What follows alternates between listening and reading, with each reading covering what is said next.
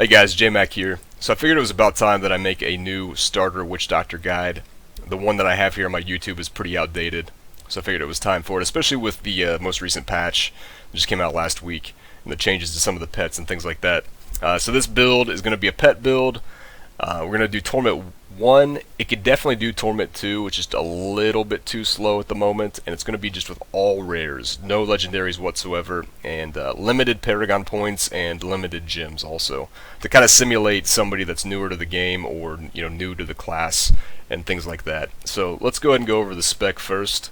So the basic premise, which you're going to see a lot of people running, is Reign of Toads with Fetish Sycophants. They changed Fetish Sycophants to proc on hit, which means you're going to proc a ton of fetishes with Reign of Toads. So that's the main thing we're doing. We're just going to be spamming Reign of Toads constantly. Wrathful Protector Gargantuan just does a ton of damage, very good. Piranha's Paranado to pull everything in, and Big Bad Voodoo's Slam Dance to buff your fetishes and yourself on elites and champions and bosses. Spirit Walk Jaunt for movement speed and to get out of bad situations and things like that. So I would absolutely keep these 5 abilities in the build no matter what you're doing. Mass Confusion Paranoia is 20% more damage on elites and champions and bosses for the most part. You could run something else here. This isn't mandatory to the build by any means, but I do like it. It's pretty good. You could run like Zombie Dogs or some other things potentially. As far as passives go, Fetish Sycophants, like I said, Pierce the Veil for more damage, Grave Injustice mainly for cooldown reduction when you kill things, but you also get 1% of your life and mana when you kill something, which is pretty good. It's not bad. The mana doesn't really do much for you in this build. You're not using a ton of mana, but the 1% life isn't the worst thing in the world. But it's mainly for the cooldown reduction. Fierce Loyalty is the 4th passive. Now again, with the passives, you're not going to drop either of these or this. So these 3 definitely keep no matter what you're doing in the build. But Fierce Loyalty basically gives you 30% movement speed while you're out of combat and you have a pet out. It's really nice for speed farming, but it's not mandatory to the build whatsoever. If you feel like you need more toughness, you could go Jungle Fortitude to reduce damage by 15%. If you decided to run Zombie Dogs here, you could go Midnight Feast to buff your Zombie Dogs and your Wrathful Protector. There's a few options there, but this is definitely not mandatory to the build, but it is pretty nice. As far as gear goes, like I said, it's all rares, so I'll just quickly hover over the rares so you can see what they are exactly. They're pretty average for the most part. Some of them don't even have 4 primary stats, like this ring right here doesn't, so they're definitely not ideal by any means. You should be able to put a gear set like this together within like a day of hitting 70 pretty easily. And then also, I'm only running Imperial Gems, which drop in-game. So they're really easy to get. They're the 2nd level of gems, the 2nd tier. So you'll either be able to craft them very easily or find them in-game very easily. So that's the gear. So a lot of times in most builds, you want to roll something like percentage damage to a specific skill. So for instance, like Plague of Toads damage on your offhand. The reason that I don't do that in this build is because the majority of your damage is from Fetish Sycophants, which you can't buff, by a percentage skill on your gear. Fetish, like if you got Fetish Army percentage damage on your gear, that wouldn't affect the passive. So I tend to go for toughness stats instead. So for instance on this, I decided to roll Vitality opposed to... The only thing I could think to roll would be either Plague of Toads damage or Gargantuan damage, but either one isn't really going to be that great. But I guess if you find you have enough toughness, you could always roll one of those to get a little bit more damage potentially. You definitely want to roll physical damage wherever you can, so the Amulet and the Bracers. And then you want to get up to 50% chance to crit. So you want 50% crit chance. Your pets benefit from 50% crit chance. They can't go up any higher than that. So you want to make sure you get there. I have exactly that on my gear. So what I did in Paragon was I put 50 points into each category to kind of simulate somebody that might have played a little bit but is new to the class, or the majority of people have a couple hundred Paragon or so for the most part. Most people I run into have about that, so I figured that was a good starting point. So like I said, if I wasn't at 50% chance to crit, I would get as much crit chance as I needed first and then go crit damage, but I have that already, so I went crit damage first. So that's the way you should do that. As far as your core stats, I've got 12% movement speed on my boots, so I went 13% here because 25% is the max on sheet that you can get. And then intelligence after that. Defense, I went life percentage, just because it's scaling the best with the gear that I have at the moment. A lot of times life percentage or all resist scale better early on, and then armor percentage scale better later once your gear's a little bit better and you have more armor. But play around with life percentage and all resist and see how it feels.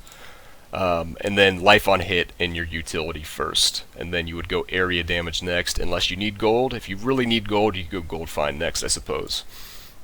So that's that. Let's go ahead and just like go kill Gomb real quick, just to show the build real quick. And after that, I'll kind of go over like exactly what you want to look for on your gear early on when you first start out.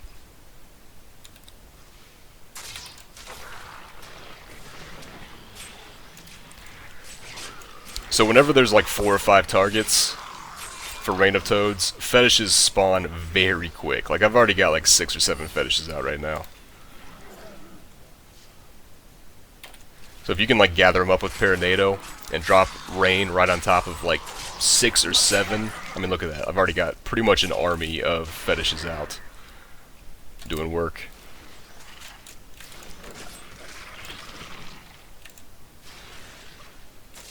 And as you can see, like already Torment 1 is an absolute joke.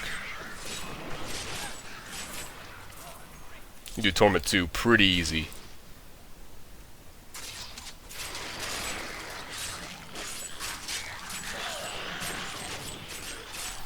Actually, here, let me do this just to simulate not having this stuff on my Templar. This is not going to make a difference whatsoever, but just for the sake of not having any legendaries on anything, I'll do that.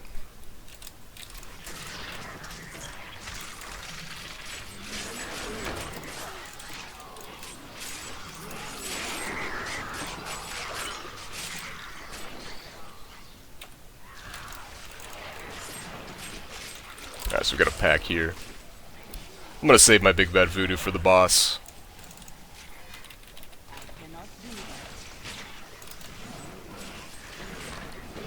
It would be close to impossible to die on Torment 1 with the setup that I'm running at the moment. As you can see, once you get out of combat, that Fierce Loyalty speed buff kicks in pretty quick, and it's really nice. I mean, you're really fast. Getting from pack to pack, or if you have to backtrack and things like that, it's really, really good.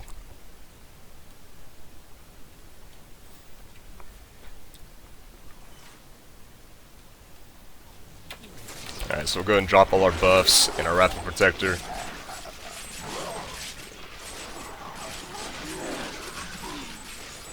So, I mean, Gomb dies in like 10 seconds on Torment 1 with average rares. It's pretty good. We'll go ahead and jump over to here real quick, kill a couple more champions and elite packs. Just real fast, show a little bit more gameplay.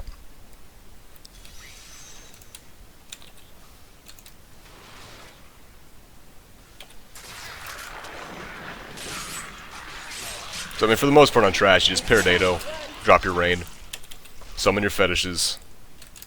Pretty simple. This build will also be extremely good in hardcore. Anybody that may be curious about that, if you've got a brand new hardcore Witch Doctor or anything, it'll do really well. Potentially what you might want to do is run like zombie dogs instead of the Mass Confusion, potentially. Gives you a little bit more tankiness.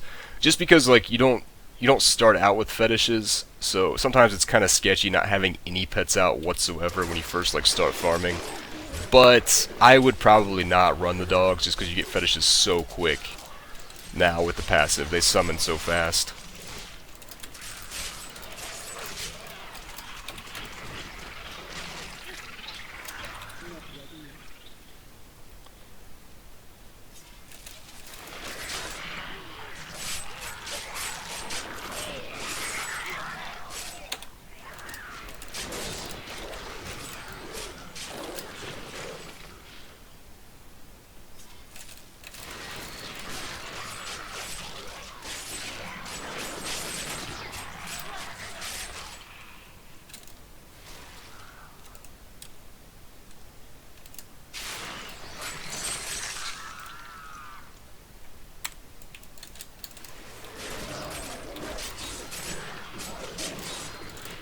We can find one more champion or elite pack here real quick.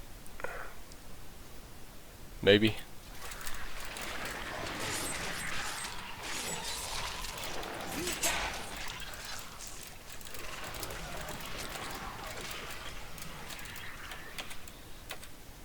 Alright, well, I guess there's none around. I'm not going to worry too much about it. That's the gist of the gameplay. It's really simple. As far as gear goes, what you want to look for early on is I'm just going to go over each. I'm going to go over each slot real quick just to show you. So on the weapon, you definitely want a socket, obviously, and you want a crit damage gem. You want high int, and then whatever else isn't that big of a deal.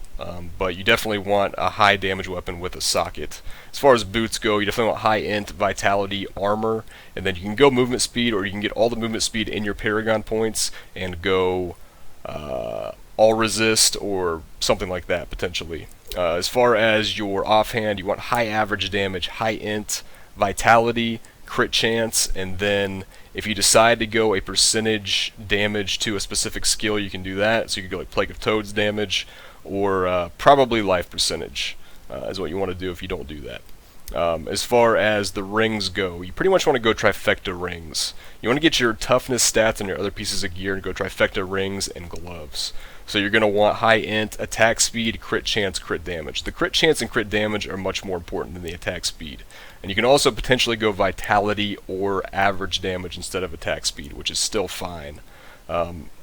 Again, like you want 4 primary stats obviously and go the same stats I just said. Same with the gloves, you want high int, attack speed, crit chance, crit damage. On the belt, you want high int, vitality, armor, and then probably life percentage. All resist is also fine. On the bracers, you want physical damage, high intelligence, vitality, and crit chance. On the amulet, you want to go physical damage, int, crit chance, crit damage. So this isn't ideal, obviously. If I had crit damage on this, I had another, even like 50% more crit damage, I'd be doing way more damage with my fetishes. On your helmet, you want high int, vitality, crit chance, and then you probably want a socket, and you want to put a life percentage gem into your socket, more than likely. You could also put a diamond in there for some cooldown reduction, potentially. On the chest, you want high int, high vitality, you can go life percentage or armor, and you want 3 sockets. And then for the pants, you want int, vit, armor, 2 sockets. Shoulders, high int, high vitality, armor, and then I'd prefer life percentage over all resist, but all resist is fine. I mean, you don't want to neglect your all res, but like I said, like a lot of times, the armor and the life percentage end up being better overall than the all res is. It just kind of depends what your gear level looks like. Definitely don't neglect the all res, don't get me wrong, but pretty much like at this gear level, the all resist and the armor can be kind of interchangeable because they basically do kind of the same thing, just at different ratios. So just make sure you balance your toughness stats is basically what I'm trying to tell you early on. You don't want to overload on life and then have no resistances and die very quickly to something like electrified. As far as rolling items with Kadala, the first thing that you should do is roll helmets for a Mask of Jerem. Let's see. Mask of Jerem. It buffs your pet's damage. The pet's damage buff can go up to 100%. I believe I have 100% one here somewhere. Let me, where's it at? There we go. Pets deal 100% more damage. So I believe the range is 75% to 100% is what it rolls.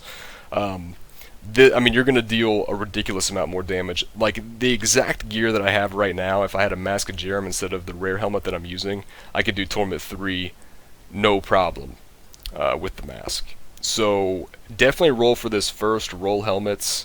And as soon as you get this, then, go wreck stuff in T3. And then after that, if you don't have trifecta rings yet, roll rare rings until you get trifecta rings. And then after that, kind of just see what legendaries have dropped for you and figure out like where your biggest flaws are, and then roll those items with Kadala, with your blood shards. Potentially, you can start rolling for Tasker and Theos, which are also extremely good and are going to buff your damage by a ton. But these are much rarer. These are much harder to get than the Mask of Jerem is. So I don't always recommend that, but that is something that you can do. But definitely go Mask of Jerem and then rings, and then probably just look for the flaws in your gear and roll those items. So, and like something else that you can do relatively soon after that, depending on what you want to do, because like this build right here will, with proper gearing, will take you all the way to T6. I run this exact build in T6 with my legendary gear and do rifts in like 7 to 10 minutes, very easily. And with a few upgrades, I can probably shave off another minute to 2 minutes on most of those runs. So this exact build, just because it's a starter build right now, doesn't mean it won't take you all the way to T6. But something else you could do is you could roll for Jade Harvester pieces. Jade Harvester pieces, Zunimasa pieces, and Helltooth pieces all can come from Gadala now. So you can potentially start rolling for those too if you want, which is another very, very good Torment 6 build, obviously. I've got a video on my YouTube about it, as do a lot of people. So you kind of need to figure out for yourself what you want to play and what you want to do, if you want to keep rolling for the gear for the pet build at that point and keep making that better, or if you want to start rolling and try to get the Jade set. But yeah, there you go, guys. I hope that helps you. I hope there's some new witch doctors out there that watch this and it helps them out. If you got any questions or concerns, you can come to my Twitch stream. I'll put the link to my Twitch stream in the info section, and you can come check it out.